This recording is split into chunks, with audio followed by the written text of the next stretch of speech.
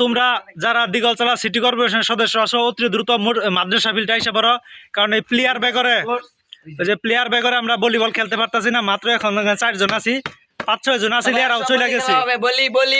দ্রুত আইসা পড়ো, তোমরা দেরি করো তোমাদের কিন্তু জরিমানা ধরে দেওয়া হবে, ঠিক আছে? তোমরা তাড়াতাড়ি এসে তাড়াতাড়ি, ফিল্ড আমাদের এখন শুকাই গেছে, বৃষ্টি নাই, তাড়াতাড়ি এসে পড়ো।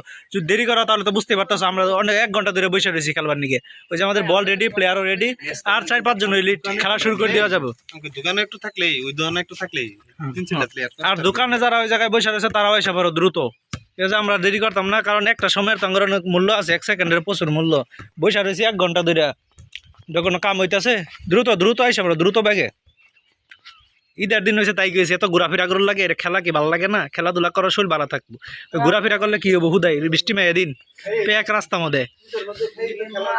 হ্যাঁ, খেলাধুলা করা দরকার। আর খাওয়ার পরে তো শরীর হয়ে গেছে না, চলতেছে না, মুসুর পাড়তেছে, কিন্তু খেলাধুলা করলে শরীরটা চাঙ্গা হয়ে যাবো, ঠিক আছে? আইসা পড়ো তাড়াতাড়ি। Good bye, tata.